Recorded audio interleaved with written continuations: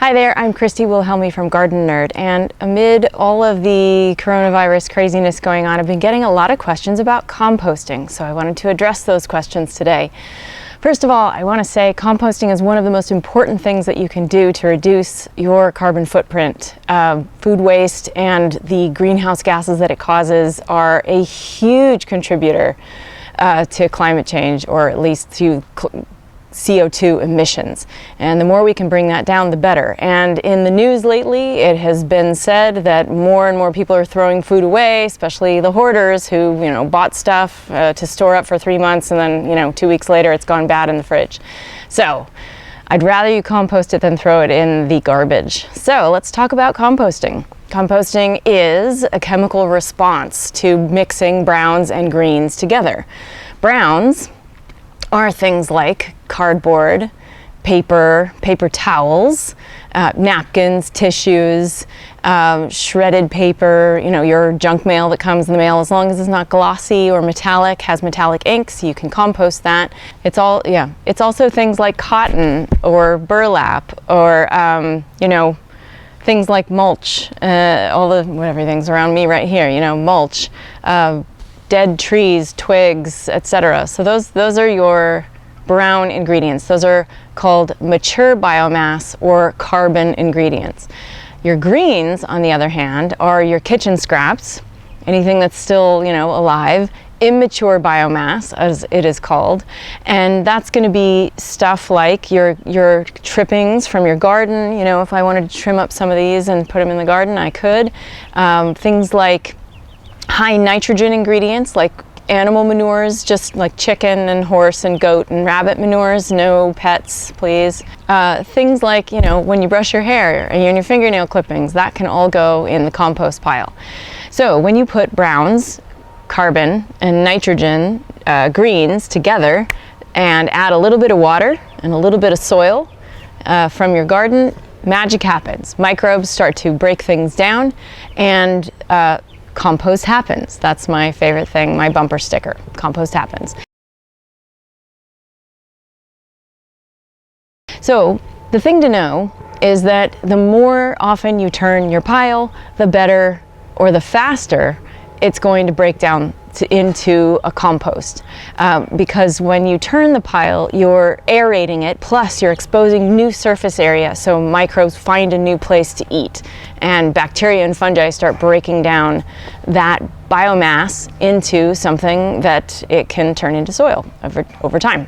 A lot of people ask, do I need to have a formal compost bin? No, you don't. You could take a length, like an 6 to 8 foot length of, I'd say longer is better, length of 3 foot tall or 4 foot tall hardware cloth, that's welded wire mesh, make a cylinder out of it, zip tie it closed, and that's a compost pile. You just need to make sure you cover it if you have critters who like to visit your garden. Compost bins are most of the time not made for easy turning. They're made with the lid on the top and the stupid little door on the bottom, which is why I have a petition to bring back the BioStack, which is the best composter ever, and I'll show you about that in a minute. But compost, naturally, as it breaks down, the finished compost settles to the bottom of the pile. And so you should, theoretically, be able to lift that little lid, that little door, and scoop out the finished compost. But it doesn't really work that way. Yes, it does slide to the bottom, but the best way to harvest compost is to actually turn the pile, expose the finished compost, and then sift that off the bottom.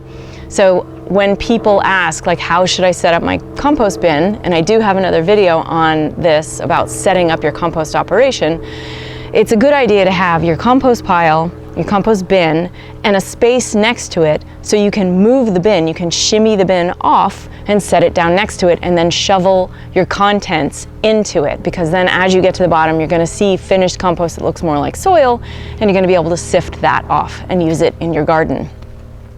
Another question people have been asking is, what about worms? Do I need to buy worms to put in my compost bin?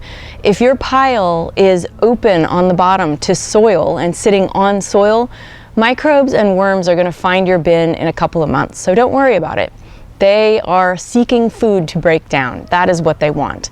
So you don't need to buy an expensive batch of worms. Of course, if you want to, you can. Nobody's stopping you, but make sure you get red wigglers. Those are the kind that like to break down food fastest, and they eat about their weight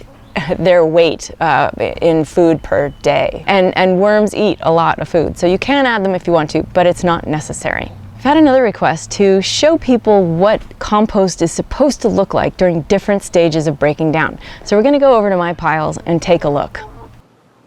Okay, so this is my compost setup, which again, I have another video that talks about this a little bit more in depth.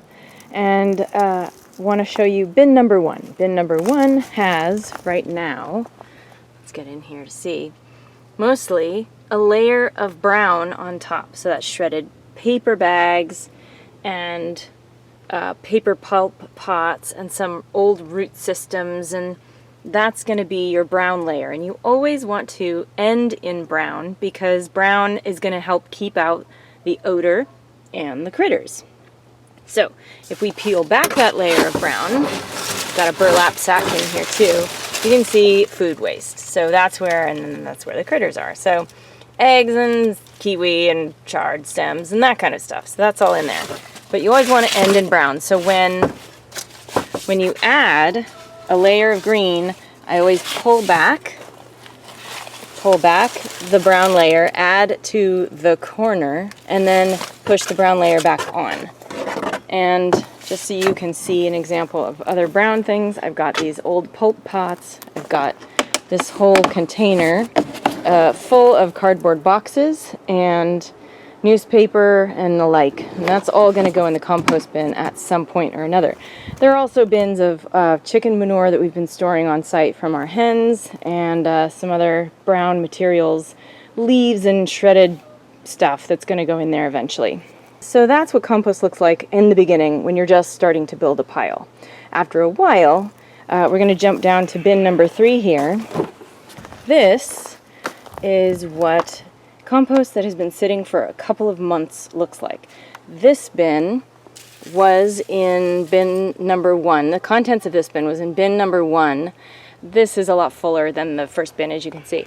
So now, a lot of this you can still distinguish pits and twigs and eggshells and that kind of thing. So as you dig down, yes, there's still a lot of material that needs to be broken down, but the contents, you can see it looks a lot more like soil. That's what we're going for. I want to get as close to soil as possible.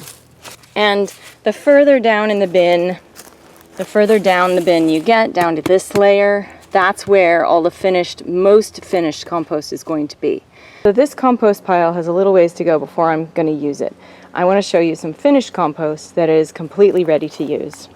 And that is over here in this bin. It's already been sifted and ready to harvest. And look at that. This essentially looks like soil. And our compost comes out kind of sandy. We do a heavier carbon to nitrogen ratio than some. And this pile was made using an active batch thermal compost technique, which you can learn more about in Gardening for Geeks. So, but this, you can see, this is finished compost. It has been sifted once, and I will show you my sifter. So you can make your own sifter out of recycled lumber, and this is a gopher basket that has been just left closed the way that it's sold, and then stapled into a frame there so that you can sift. So once I sift out the big pieces go back into bin number 1, and the finished compost goes here in this bin and is ready to use in the garden. So that's pretty much all you need to know in order to start a compost pile. Browns, greens, a little water, well, more water than you think, probably, and soil. No, you do not need to keep your compost pile in the sun. In fact, in the shade is better because you don't want it to dry out. Now, if you live in a really wet environment, then yes, put it in the sun. But most of us live in a place where it gets really hot in the summer, and we don't think about watering our compost piles mid-season.